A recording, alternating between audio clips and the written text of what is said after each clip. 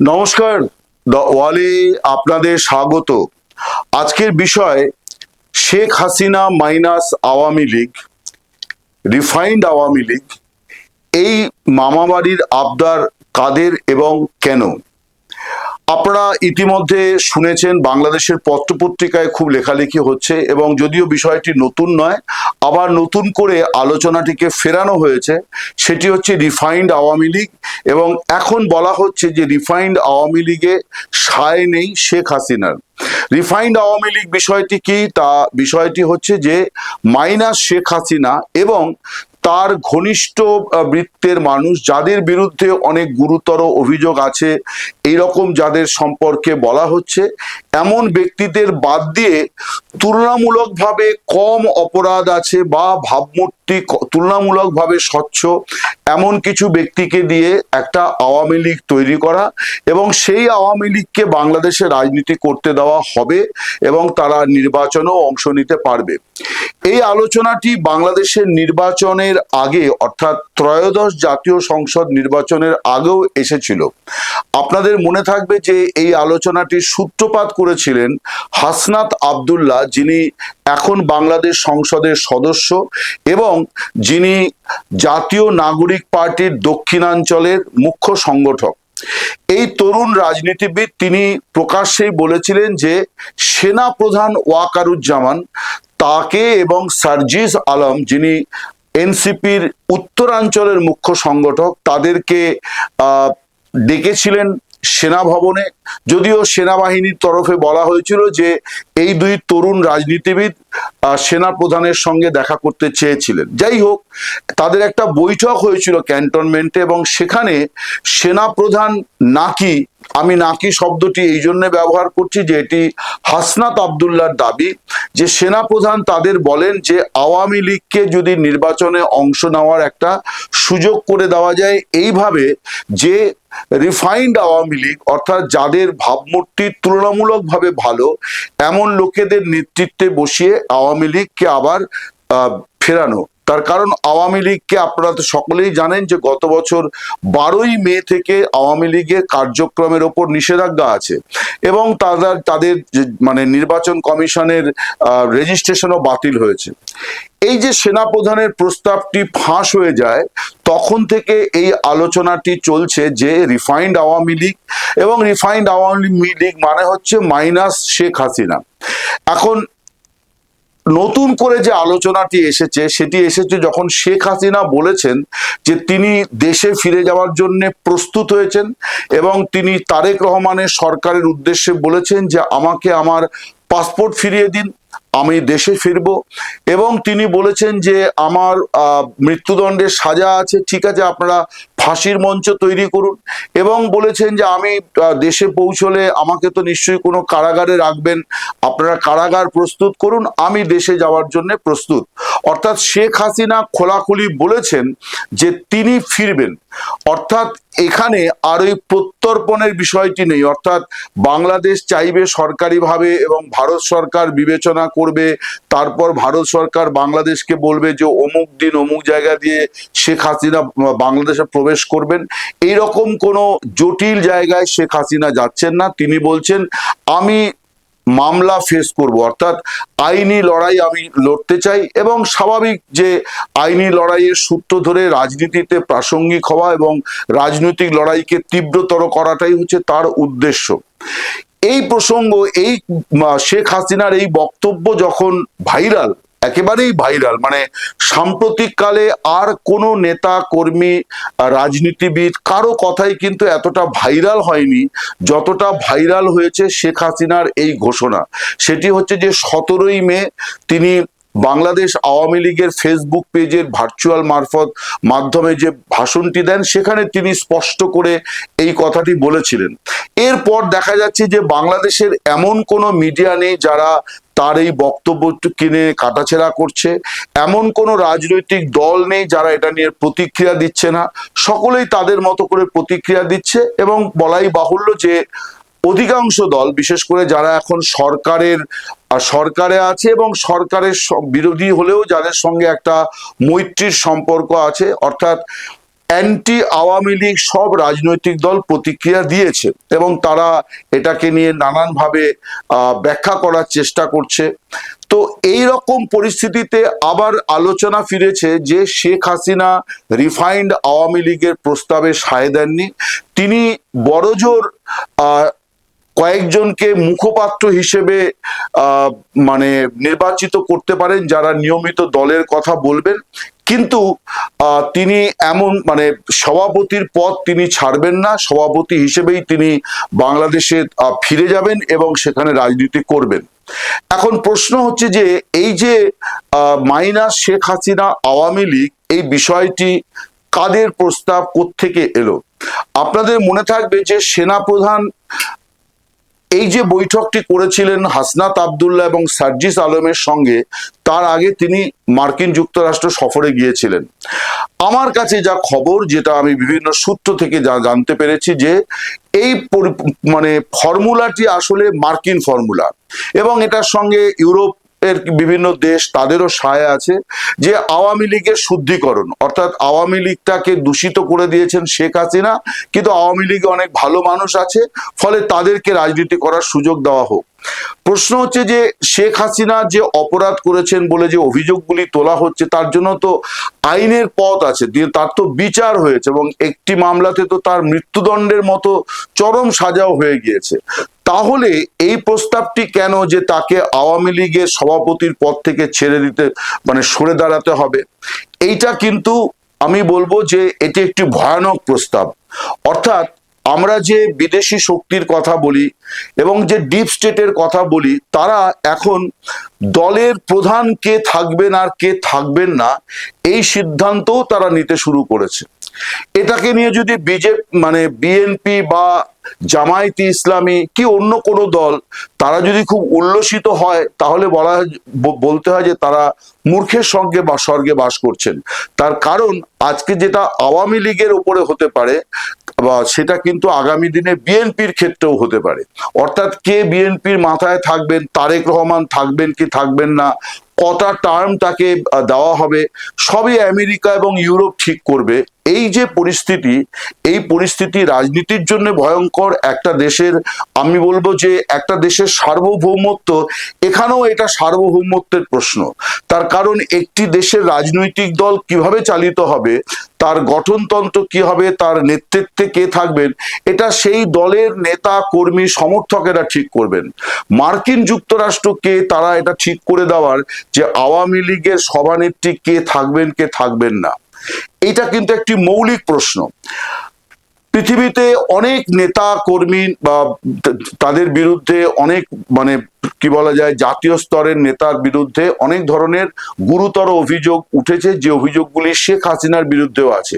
সত্যাসত্য নিয়ে বিতর্কে আমি এখনো যাচ্ছি না, যদিও এটাও ঠিক যে তার যে মানে যে মামলায় তার সাজাগুলি হয়েছে, সেই সাজাগুলি বিচার প্রক্রিয়া নিয়ে গোটা পৃথিবী জুড়েই প্রশ্ন আছে।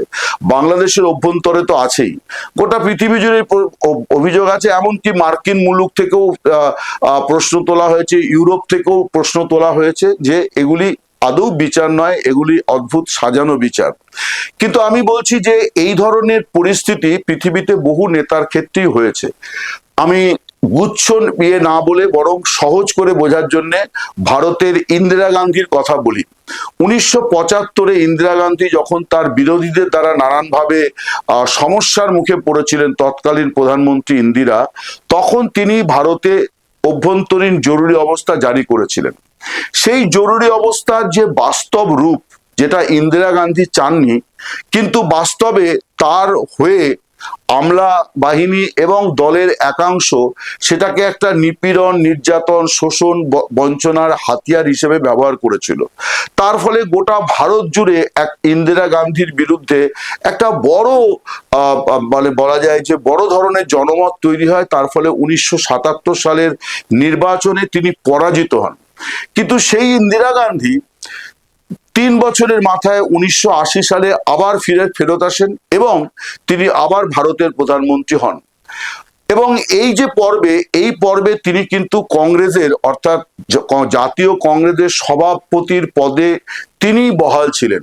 কখনো কোনো বিদেশি শক্তি বা দেশের মধ্যে কেউ কখনো বলেনি যে ইন্দিরা গান্ধী জরুরি অবস্থার সময় এই করেছেন, অতএব তাকে কংগ্রেসের সভাপতির পদ থেকে সরে গিয়ে একটা মানে রিফাইন্ড কংগ্রেস তৈরি করতে হবে, এ কথা তখনও আসেনি।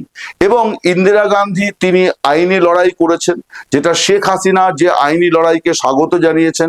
ইন্দিরা গান্ধীও কিন্তু জেলে গিয়েছিলেন, তার বিরুদ্ধে যে অভিযোগ ছিল তিনি জেল খেটেছেন, জেল থেকে মুক্তি পেয়েছেন, আবার রাজনীতিতে ফিরে এসেছেন। এই কোনো পর্বেই কিন্তু তিনি কংগ্রেসের সভাপতির পদ থেকে তাকে সরে দাঁড়াতে হয়নি। না কংগ্রেস এমন কোনো দাবি তুলেছে, না অন্য কোনো দল এই কথা বলেছে যে আপনি কংগ্রেসের সভাপতির পদ থেকে সরে যান। অর্থাৎ একটা দলে সভাপতি কে থাকবেন এটা তো সেই দলের নেতা কর্মী সমর্থকেরা ঠিক করবেন। এবং এই কে থাকবেন এটা যদি কোনো বিদেশি শক্তি ডিকটেট করার চেষ্টা করে, নির্দিষ্ট করে দেওয়ার চেষ্টা করে, সেটাও কিন্তু একটা দেশের সার্বভৌমত্বের জন্য একটা চ্যালেঞ্জিং সিচুয়েশন। ফলে শেখ হাসিনার আওয়ামী লীগের সভানেত্রীর পদ থেকে সরে যেতে হবে, এই যে দাবি বা প্রস্তাব যেটা বলা হচ্ছে, যারা বলছেন, যারা এটা মানে সপক্ষে ব্যাটিং করছেন, ব্যাট ধরেছেন, তারা কিন্তু আসলে দেশের স্বাধীনতা সার্বভৌমত্বের বিপরীত স্রোতে গা ভাসাচ্ছেন। তার কারণ এটা একটা সাদামাটা বিষয় নয়। আরেকটি দেশ, একটা বৃহৎ শক্তি, তারা কি করে আরেকটি দেশে কে কোন পদে থাকবেন একটি রাজনৈতিক দলের পদাধিকারীদের নাম স্থির করতে পারেন, এটা কিন্তু একটা গুরুতর প্রশ্ন। আমি যে কথা বলছিলাম যে কারা চাইছেন, কেন চাইছেন, এটা তো স্পষ্ট যে শেখ হাসিনাকে সরাতে পারলে আওয়ামী লীগটাকে অনেক বেশি দুর্বল করা যাবে।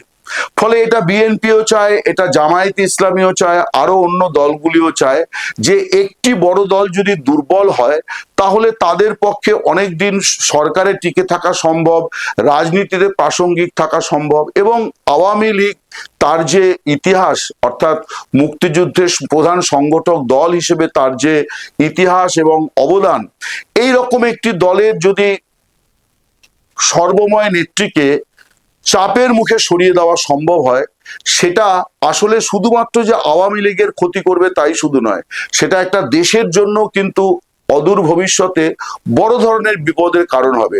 যে দেশের রাজনীতিবিদরা কে রাজনীতি করবেন, কি রাজনীতি করবেন, কে কোথায় বসবেন, সেটা দেশের লোক ঠিক করে না, বিদেশ থেকে সিদ্ধান্ত হয়ে আসে, ডিপ স্টেট সিদ্ধান্ত নেয়। এই যে পরিস্থিতি, আমি বলবো যে শেখ হাসিনা প্রথমত তার গ্রহণযোগ্যতা নিয়ে আওয়ামী লীগে কোনো প্রশ্ন নেই। আমি তো অনেকদিন ধরে আওয়ামী লীগের বিষয়ে খোঁজ খবর করছি, সাংবাদিকতা করছি, আমি দেখেছি তার বিষয়ে কিন্তু কোনো সমস্যা নেই। বরং দলের মধ্যে অনেক রকম চোরা স্রোত আছে, কিন্তু সব স্রোতেরই কিন্তু একই গন্তব্য, যে তারা শেখ হাসিনাকেই সভাপতি পদে পেতে চান, থাকতে চান, যে তিনি থাকুন, এটাই তাদের প্রত্যাশা। এটা তো এই উপমহাদেশে নতুন কিছু নয়। কতিপয় ব্যক্তি, কয়েকটি পরিবারের প্রতি একটি দলের কর্মী সমর্থকদের যে আনুগত্য, এটা তো শুধু আওয়ামী লীগ নয়, ভারতে গান্ধী পরিবার, ভারতে অনেক আঞ্চলিক দলগুলি, সেই আঞ্চলিক দলগুলিতেও এটা আছে। পাকিস্তানে জুলফিকার আলী ভুট্টোর পরিবার, বাংলাদেশে বিএনপির যদি আমরা দেখি যে জিয়াউর রহমান, খালেদা জিয়া এবং এখন তারেক রহমান, তিনি প্রধানমন্ত্রী এবং দলের সভাপতি। ফলে জিয়া পরিবার, তারেক রহমান এবং তার পিতা জিয়াউর রহমান, তাদের প্রতি যে মানুষের, অর্থাৎ বিএনপির নেতা কর্মী সমর্থকদের যে আস্থা, সে আস্থাটা তো তাদের নিজস্ব। এখানে তো অন্য কারো প্রশ্ন তোলার কোনো অবকাশ নেই যে কেন বিএনপির প্রতি এই আস্থা, কেন একটা পরিবারের প্রতি এই আস্থা। এটা তো এই উপমহাদেশের বাস্তবতা যে কতিপয় পরিবারকে, কতিপয় নেতা নেত্রীকে একটি দল, গোটা দল তাদেরকে গ্রহণ করেছে। কিন্তু এখন দেখা যাচ্ছে যে আওয়ামী লীগের পুনর্বাসন, এই যে প্রসঙ্গে একটা শর্ত চাপানো হচ্ছে যে শেখ হাসিনাকে সরে যেতে হবে, এমন শর্ত দেওয়া হচ্ছে যে শেখ পরিবারেরও কেউ থাকবেন না। এই সিদ্ধান্ত, এই কথাগুলি শেখ হাসিনা নিজে কিন্তু বারে বারেই বলছেন যে আমি বা আমার পরিবারই আওয়ামী লীগের নেতৃত্বে থাকবে, এরকম কোনো বিষয় নয়, এটা আওয়ামী লীগের কাউন্সিলের সিদ্ধান্ত হবে। এবং তিনি বারে বারেই বলছেন তার পুত্র একটি সাক্ষাৎকার দিয়েও বলেছেন যে মায়ের বয়স হয়েছে, তিনি ধীরে ধীরে রাজনীতি থেকে সরে যাবেন, ফলে আগামী দিনে অন্য কেউ একজন নিশ্চয়ই আওয়ামী লীগের সভাপতি হবেন।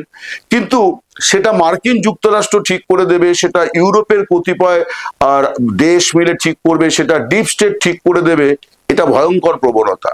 এটা আওয়ামী লীগ ঠিক করবে। বিএনপিতে তারেক রহমান থাকবেন নাকি অন্য কেউ আসবেন, বিএনপির মহাসচিব মির্জা ফখরুল ইসলাম থাকবেন নাকি অন্য কেউ আসবেন, এটা বিএনপি ঠিক করবে। এটা কেন বাংলাদেশ সেনাবাহিনী বা ডিপ স্টেট বা মার্কিন যুক্তরাষ্ট্র বা ইউরোপীয় কোনো শক্তি তারা কেন ঠিক করবে? আজকে যখন আমি এই ভিডিওটা করছি, এর কয়েক ঘন্টা আগেই বাংলাদেশের একটি বেসরকারি টেলিভিশন চ্যানেলকে দেওয়া সাক্ষাৎকারে সাবেক অন্তর্বর্তী সরকারের বিদেশ বিষয়ক উপদেষ্টা তৌহিদ হোসেন তার যে সাক্ষাৎকারে তিনি একটি বিষয়ে বলেছেন যে প্রথমত তিনি একটা কিচেন ক্যাবিনেটের কথা বলেছেন, যে একটা উপদেষ্টা মণ্ডলীর মধ্যেও কয়েকজন মিলে তারা সব সিদ্ধান্তগুলি নিতেন, এবং তিনি আরো একটি গুরুত্বপূর্ণ কথা বলেছেন যে বাংলাদেশের মতো দেশে ডিপ স্টেট সংযুক্ত থাকে না, সম্পৃক্ত থাকে না, এমন কোনো কিছুই নেই, সব কিছুই। এবং এটা অনেকেই বলারও চেষ্টা করেন যে তারেক রহমানের যে স্বদেশ প্রত্যাবর্তন, সেটাও আলটিমেটলি ডিপ স্টেটের সবুজ সিগন্যাল। ফলে এই যে পরিস্থিতি বাংলাদেশের রাজনীতিতে হয়েছে, এইটা শুধুমাত্র একটি দলের জন্য বিপদের কারণ হবে না, কোনো একজন নেতা নেত্রীর জন্য বিপদের কারণ হবে না, এটা বিপদের কারণ কিন্তু গোটা জাতি, গোটা দেশ। আমি যেটা বলছিলাম যে সার্বভৌমত্ব শুধু বা অখণ্ডতা শুধুমাত্র ভূমির নয়, শুধু জমির নয়, আমার সিদ্ধান্ত আমি নেব, এই যে এটাও কিন্তু একটা অখণ্ডতা, একটা সার্বভৌমত্ব। দেখা যাচ্ছে যে আওয়ামী লীগকে কেন্দ্র করে বাংলাদেশের রাজনীতিতে এই বিষয়টাও এখন প্রবলভাবে চেষ্টা চলছে যে কোন দলে কে নেতা থাকবেন সেটা ডিপ স্টেট ঠিক করবে, মার্কিন যুক্তরাষ্ট্র ঠিক করবে, ইউরোপের একাধিক দেশ মিলে ঠিক করবে, এবং শেখ হাসিনাকে সরানোর জন্য এটাই হচ্ছে আসল উদ্দেশ্য। যেটা বলছিলাম যে কারা চাইছে, কেন চাইছে এটাই মূল উদ্দেশ্য, যে আওয়ামী লীগের মতো একটা দল, যারা মুক্তিযুদ্ধের প্রধান সংগঠক, একটি অসাম্প্রদায়িক রাজনৈতিক দল, এই দলকে দুর্বল করতে হলে পরে শেখ পরিবারকে মাইনাস করা দরকার নেতৃত্ব থেকে, বিশেষ করে শেখ হাসিনাকে সরিয়ে দেওয়া দরকার নেতৃত্ব থেকে, তাহলে আওয়ামী লীগ দুর্বল হয়ে যাবে। এই পরিকল্পনা থেকেই গোটা প্রস্তাব, যেখানে বলা হচ্ছে যে রিফাইন্ড আওয়ামী লীগ। এই রিফাইন্ড আওয়ামী লীগ মানে হচ্ছে আওয়ামী লীগকে ধ্বংসের পরিকল্পনা। নমস্কার, শুভরাত্রি, সকলে ভালো থাকবেন।